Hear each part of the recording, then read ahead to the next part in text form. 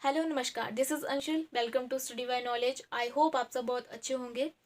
तो हमने जो है पार्ट नंबर 4A तक जितने भी आर्टिकल्स थे हम उनको पढ़ चुके थे और आज हम स्टार्ट करेंगे पार्ट नंबर 5 जो कि बात करता है यूनियन के बारे में, संघ के बारे में। तो इसके अंदर जो आर्टिकल्स हमें देखने को मिलेंगे वो हो जाएंगे आर्टिकल नंबर 52 से लेके 151 तक। जितने भी आर्टिकल्स हैं वो हमें पार्ट नंबर 5 के अंदर देखने को मिलेंगे। तो एकदम से तो ये हमें याद नहीं होंगे, तो इसीलिए जो है हम कुछ पार्ट्स में इनको डिवाइड कर लेंगे। तो जो हमारा आर्टिकल नंबर 52 से लेके 78 तक जितने भी आर्टिकल्स हैं वो बात करेंगे एग्जीक्यूटिव की, कार्यपालिका की। हमारा नेक्स्ट हो जाएगा आर्टिकल नंबर 79 से लेके 122 तक जितने भी आर्टिकल्स हैं वो बात करेंगे पार्लियामेंट के बारे में, संसद के बारे में। आगे है हमारा आर्टिकल नंबर 123 जो कि बात करेगा प्रेसिडेंट की जो लेजिस्लेचर पावर्स होती हैं, विधायी शक्तियाँ होती हैं, उनके बारे में। आर्टिकल नंबर 124 से लेके 147 तक जितने भी आर्टिकल्स हैं वो बात करेंगे यूनियन जुडिशरी की, जो संघ की जो न्यायपालिका है उसके बारे में। एंड जो हमारा आर्टिकल नंबर 148 से लेके आर्टिकल नंबर 151 तक जितने भी आर्टिकल्स हैं वो कैग की बात करते हैं, यानी कि controller and auditor general of India. तो हमारे प्रेजेंट टाइम में कौन हो जाएंगे? गिरीश चंद्र मुर्मू जी, तो इसको याद रखेंगे। तो आज हम स्टार्ट करेंगे आर्टिकल नंबर 52 से लेकर 62 तक जो कि प्रेसिडेंट के बारे में। अगर हमें इस तरह से याद ना हो तो हम इसको और यहाँ पे आगे इसको डिवाइड कर सकते हैं, और पार्ट्स में इसको छोटे छोटे पार्ट्स में डिवाइड करके हम इसको याद कर सकते हैं, ताकि जो है वो हमें याद रखने में कोई दिक्कत ना हो। तो अपने तरीके से नोट्स बनाएं, अपने तरीके से जिस तरह से आपको अच्छा लगे उस तरह से आप नोट्स बनाएं और इसको अच्छे से याद कर लें। ठीक है, तो हम स्टार्ट करेंगे आर्टिकल नंबर 52 से। तो आर्टिकल नंबर 52 क्या बोलता है? प्रेसिडेंट के बारे में ये बात करता है। दी प्रेसिडेंट ऑफ इंडिया, जो इंडिया का प्रेसिडेंट है उसके बारे में ये बात करेगा। तो आपको याद रखना है कि प्रेसिडेंट, जो भारत का प्रेसिडेंट है, उसको और किस नाम से जाना जाता है? तो फर्स्ट सिटीजन ऑफ इंडिया भी इनको कहा गया है। एंड आपको याद रखना है कि जो एग्जीक्यूटिव होती है, जुडिशरी होती है, एंड जो लेजिस्लेचर होती है, एंड आर्म्ड फोर्सेस होते हैं, उनके ये हेड होते हैं। एंड जो हमारे फर्स्ट प्रेसिडेंट थे इंडिया के वो हो जाएंगे डॉक्टर राजेंद्र प्रसाद। महिला में पूछा जाएगा तो हो जाएंगी प्रतिभा पाटिल। एंड जो हमारे फर्स्ट दलित प्रेसिडेंट थे वो कौन थे? KR नारायण जी थे। एंड अगर पूछा जाए कि फर्स्ट यंगेस्ट प्रेसिडेंट कौन थे तो वो हो जाएंगे नीलम संजीव रेड्डी जी। तो यहाँ पे याद रखेंगे जो नीलम संजीव रेड्डी जी थे वो 6 नंबर के प्रेसिडेंट थे और क्या थे? अनअपोज थे, यानी कि इनके अगेंस्ट कोई खड़ा नहीं था। ठीक है, अकेले ये इलेक्शन में खड़े थे, तो याद रखेंगे। आगे है हमारा आर्टिकल नंबर 53। आर्टिकल नंबर 53 क्या बोलता है? Executive power of the union, जो कि कार्यकारी शक्तियां होती हैं यूनियन की। इसमें किसकी हमें पावर देखने को मिलेगी? तो प्रेसिडेंट की पावर यहाँ पे देखने को मिलती है। ठीक है, जो कार्यकारी शक्ति होती है यूनियन की वो किसके पास होती है? प्रेसिडेंट के पास होती है। आगे है हमारा आर्टिकल नंबर 54 जो कि बात करता है इलेक्शन ऑफ द प्रेसिडेंट। जो इलेक्शन होते हैं प्रेसिडेंट के उसके बारे में ये बात करता है आर्टिकल नंबर 54। तो इलेक्शन जो है, जो जब ये इलेक्शन होते हैं तो इसमें कौन कौन पार्टिसिपेट यहाँ पे करता है? तो यहाँ पे आपको याद रखना है ओनली यहाँ पे इलेक्टेड मेंबर्स जो हैं वो पार्टिसिपेट करते हैं, not nominated members. Only elected member जो है यहाँ पे पार्टिसिपेट करेंगे। तो इलेक्टेड मेंबर्स कहाँ कहाँ से होंगे? तो सबसे पहले तो जो पार्लियामेंट के हाउसेज होते हैं दोनों, वहाँ से जो है इलेक्टेड मेंबर्स होंगे। लोकसभा एंड राज्यसभा के इलेक्टेड मेंबर्स होंगे। एंड लेजिस्लेटिव असेंबली के जो हैं वो इलेक्टेड मेंबर्स यहाँ पे होंगे। जो विधानसभा होती है वहाँ के इलेक्टेड मेंबर्स यहाँ पे होंगे। एंड साथ ही में जो यूनियन टेरिटरी हैं, union territory Delhi and Puducherry, ठीक है, यहाँ से जो इलेक्टेड मेंबर्स यहाँ पे पार्टिसिपेट करेंगे। तो यहाँ पे याद रखेंगे कि कौन कौन से यहाँ पे पार्टिसिपेट करते हैं प्रेसिडेंट के इलेक्शन के लिए। ठीक है, आगे है हमारा आर्टिकल नंबर 55 जो कि बात करता है मैनर ऑफ इलेक्शन की। ठीक है, जो चुनाव का तरीका होता है, किस तरह से यहाँ पे चुनाव किए जाते हैं प्रेसिडेंट के लिए। तो यहाँ पे जो है आर्टिकल नंबर 5 में हमें ये देखने को मिलेगा क्या तरीका होता है। ठीक है, तो ये यहाँ पे इलेक्शन का जो क्या तरीका होता है वो हमें आर्टिकल नंबर 55 में देखने को मिलेगा। तो कैसे जो है इनको चुना जाता है? तो मान लेते हैं कि कोई 3 पर्सन है, ठीक है, ए मान लेते हैं, ए बी एंड सी, ये कोई 3 पर्सन है, ठीक है, जो कि इलेक्शन के लिए खड़े हैं, प्रेसिडेंट के इलेक्शन के लिए। तो यहाँ पे आपको पता है कि यहाँ पे इलेक्टेड मेंबर्स होते हैं लोकसभा के, राज्यसभा के, लेजिस्लेटिव असेंबली के, एंड साथ ही में जो यूनियन टेरिटरी है दिल्ली एंड पुडुचेरी, वहाँ के इलेक्टेड मेंबर्स जो हैं यहाँ पे पार्टिसिपेट करेंगे। तो मान लेते हैं कि ये 3 पर्सन जो है इसके लिए खड़े हुए हैं। तो मान लो कि लोकसभा से, ठीक है, कोई मेंबर आया, ठीक है, उसने जो है फर्स्ट जो पर्सन है इसको फर्स्ट नंबर पे रखा, ठीक है, एंड जो दूसरे नंबर पे है, ठीक है, जो दूसरा पर्सन है उसको दूसरे नंबर पर रख दिया, ठीक है, और जो थर्ड पर्सन है उसको तीसरे नंबर पर यहाँ पे रख दिया, ठीक है।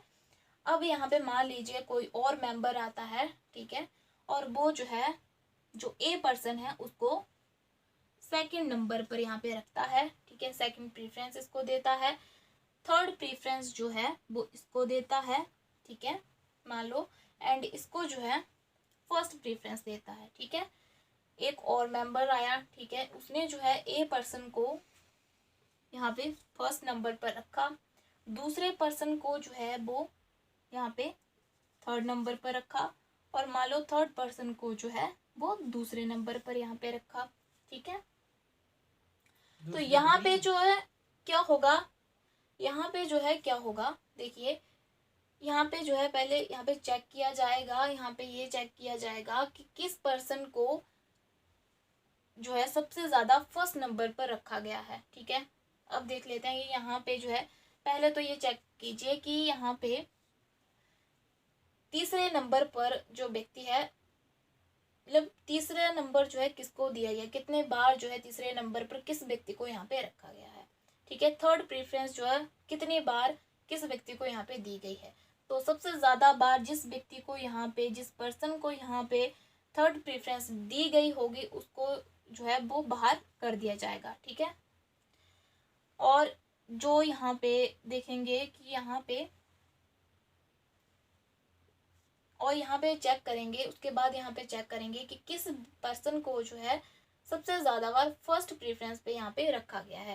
पहले नंबर पर जिस व्यक्ति को रखा गया होगा, मतलब जितनी बार, मतलब सबसे ज्यादा बार जिस व्यक्ति को फर्स्ट प्रेफरेंस यहाँ पे दी गई होगी उसको जो है यहाँ पे भारत का प्रेसिडेंट घोषित कर दिया जाएगा। तो जैसे कि मान लो कि ए को जो है वो फर्स्ट प्रेफरेंस पर रखा गया है, ठीक है, ज्यादा बार, तो ए जो है वो भारत का यहाँ पे प्रेसिडेंट बन जाएगा। तो इस तरह से इनके इलेक्शन होते हैं, और मतलब जो इनका तरीका होता है वो यही होता है। और आपको याद रखना है कि जो इलेक्शन होते हैं वो किसके द्वारा यहाँ पे किए जाते हैं, तो जो इलेक्शन कमीशन ऑफ इंडिया है उनके द्वारा जो है इलेक्शन करवाए जाते हैं। और अगर इससे मतलब यहाँ पे कोई डिस्प्यूट हो जाता है, इलेक्शन से रिलेटेड कोई डिस्प्यूट हो जाता है, तो उसको सुलझाने का काम, उससे जो डील करने का काम जो है सुप्रीम कोर्ट का होता है, ठीक है। तो उसको याद रखेंगे। तो ये जो तरीका होता है, जो मेथड होता है, वो इसी तरह से होता है। आगे हम चलेंगे आर्टिकल नंबर 56 पर, जो कि बात करता है the term of the office of the president, यानी कि जो प्रेसिडेंट का जो कार्यकाल है उसके बारे में ये बात करता है, ठीक है, टेन्योर के बारे में बात करता है। तो आर्टिकल नंबर 56 के अंदर जो है वो हमें इसके टेन्योर के बारे में देखने को मिलेगा। एंड इनका जो टेन्योर होता है वो कितने साल का होता है, कितने टाइम तक होता है, तो इनका जो कार्यकाल होता है वो 5 साल तक इनका कार्यकाल होता है, ठीक है। 5 साल के बाद जो है फिर से इनके लिए इलेक्शन किए जाते हैं, ठीक है। तो 5 साल के लिए इनका टेन्योर हो जाएगा, जो कि आर्टिकल नंबर 56 के अंदर देखने को मिलेगा। आगे है हमारा आर्टिकल नंबर 57, जो कि बात करता है deals with the eligibility condition for the री इलेक्शन ऑफ द प्रेसिडेंट। तो यहाँ पे क्या बोला है कि जो प्रेसिडेंट है वो दोबारा, मतलब कितनी बार जो है वो इसके इलेक्शन के लिए खड़ा हो सकता है, ठीक है। तो यहाँ पे आपको याद रखना है कि इन्फिनिटी टाइम्स के लिए जो है वो यहाँ पे इलेक्शन के लिए, जो मतलब एक पर्सन अगर प्रेसिडेंट बन चुका है तो वो दोबारा से यहाँ पे खड़ा हो सकता है प्रेसिडेंट के इलेक्शन के लिए। तो इन्फिनिटी टाइम्स के लिए, जब तक चाहे वो प्रेसिडेंट के लिए यहाँ पे इलेक्शन के लिए खड़ा हो सकता है, कोई भी यहाँ पे टाइम लिमिट नहीं। आगे है हमारा आर्टिकल नंबर 58, जो कि बात करता है क्वालिफिकेशन ऑफ द प्रेसिडेंट, यानी कि राष्ट्रपति बनने के लिए जो है क्या क्या यहाँ पे योग्यताएं होनी चाहिए, ठीक है, क्या क्या उनकी क्वालिफिकेशन होनी चाहिए। तो सबसे पहले तो वो भारत का नागरिक होना चाहिए, ठीक है। दूसरा कि उनकी जो उम्र है, उनकी जो एज है वो कितनी होनी चाहिए, कम से कम 35 तो उनकी एज होनी ही चाहिए। एंड तीसरा हो जाएगा कि वो किसी भी सरकारी ऑफिस में जो है, किसी भी गवर्नमेंट ऑफिस में जो है वो काम ना करते हों, ठीक है, उसके अंडर काम ना करते हों, ठीक है। आगे है हमारा आर्टिकल नंबर 59 जो कि बात करता है conditions of the president's office, यानी कि जब वो प्रेसिडेंट बन जाते हैं तो उनके लिए क्या यहाँ पे कंडीशंस रखी जाती हैं। जैसे कि मैंने 58 में बताया कि वो किसी भी गवर्नमेंट ऑफिस के अंडर काम ना करते हों, एंड वो जो है किसी भी पार्लियामेंट के किसी भी हाउस के मेंबर ना हों, तो जो हमारी लेजिस्लेचर होती है उसके मेंबर ना हों, ठीक है, ना ही विधानसभा के और ना ही विधान परिषद के, ठीक है, उसके मेंबर भी ना हो, ठीक है। तो ये यहाँ पे कंडीशन रखी जाती है। आगे है हमारा आर्टिकल नंबर 60 जो कि बात करता है ओथ ऑफ द प्रेसिडेंट, जो प्रेसिडेंट की जो शपथ होती है उसके बारे में ये बात करता है। तो यहाँ पे याद रखेंगे कि मैक्सिमम जो केसेस में जो है क्या होता है, प्रेसिडेंट ही यहाँ पे शपथ दिलाने का काम करते हैं। लेकिन प्रेसिडेंट को यहाँ पे कौन शपथ दिलाता है, तो यहाँ पे देखेंगे, देखिए जो प्रेसिडेंट है उनको शपथ दिलाने का काम करता है सीजीआई, जो चीफ जस्टिस ऑफ इंडिया होते हैं वही यहाँ पे प्रेसिडेंट को शपथ दिलाने का काम करते हैं। तो जो प्रेसिडेंट होता है वो किसके नाम पर यहाँ पे शपथ लेता है, तो सबसे पहले तो जो हमारा कॉन्स्टिट्यूशन है उसके नाम पर ये शपथ लेते हैं, और दूसरा हमारा हो जाएगा गॉड के नाम पर, ठीक है, जो गॉड होते हैं उनके नाम पर ये शपथ लेते हैं, तो याद रखेंगे। आगे हमारा आर्टिकल नंबर 61 जो कि बात करता है प्रोसीजर ऑफ इम्पीचमेंट, जो महाभियोग की प्रक्रिया होती है प्रेसिडेंट के ऊपर, ठीक है, उसके लिए जो है आर्टिकल नंबर 61 जो है यहाँ पे देखने को मिलेगा, जो कि इम्पीचमेंट के बारे में बात करता है, किसकी, प्रेसिडेंट की। तो यहाँ पे बोला गया है कि जो इम्पीचमेंट की प्रक्रिया होती है वो किस तरह से होती है, इनके ऊपर जो महाभियोग की प्रक्रिया चलती है वो किस तरह से इनके ऊपर चलती है।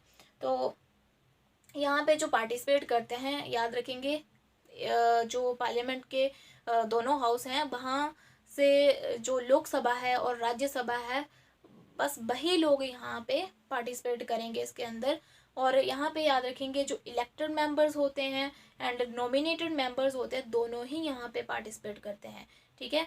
इलेक्टेड मेंबर्स भी होंगे, नॉमिनेटेड मेंबर्स भी होंगे, दोनों हाउसेज से, ठीक है, तो इसको याद रखेंगे।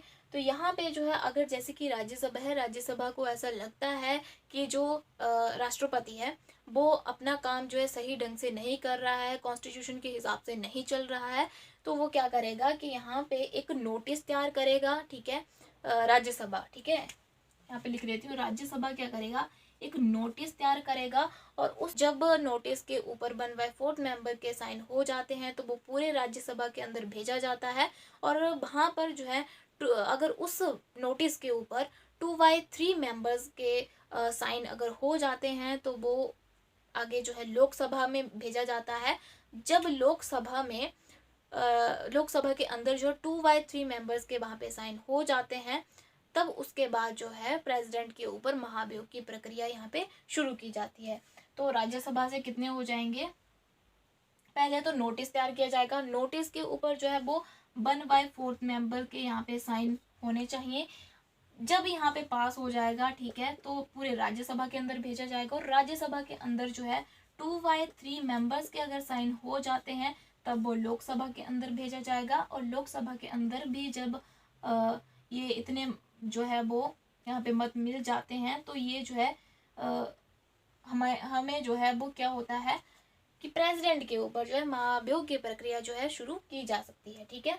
तो यहाँ पे जो है राज्यसभा के इतने वोट जो है होने चाहिए, इतने साइन जो है होने चाहिए, एंड लोकसभा के जो है वो इतने साइन होने चाहिए। जब इतने साइन हो जाते हैं तब यहाँ पे महाभियोग की प्रक्रिया राष्ट्रपति के ऊपर शुरू की जाती है।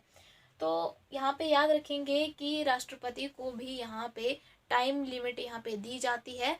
तो कितनी टाइम लिमिट यहाँ पे दी जाती है अपने आप को सही प्रूव करने के लिए, तो यहाँ पे 14 दिनों का यहाँ पे उनको समय दिया जाता है कि वो अपने सफाई के लिए जो भी यहाँ पे बोलना चाहते हो तो वो 14 दिन के अंदर अंदर जो है वो उनको यहाँ पे बोलने के लिए यहाँ पे टाइम दिया जाता है, ठीक है, अपने आप को सही प्रूव करने के लिए टाइम यहाँ पे दिया जाता है। तो याद रखें कितने डेज का, 14 डेज का उनको टाइम दिया जाता है राष्ट्रपति को, ठीक। तो आगे है हमारा आर्टिकल नंबर 62 जो कि बात करता है time of holding election to fill the vacancy in the office of president.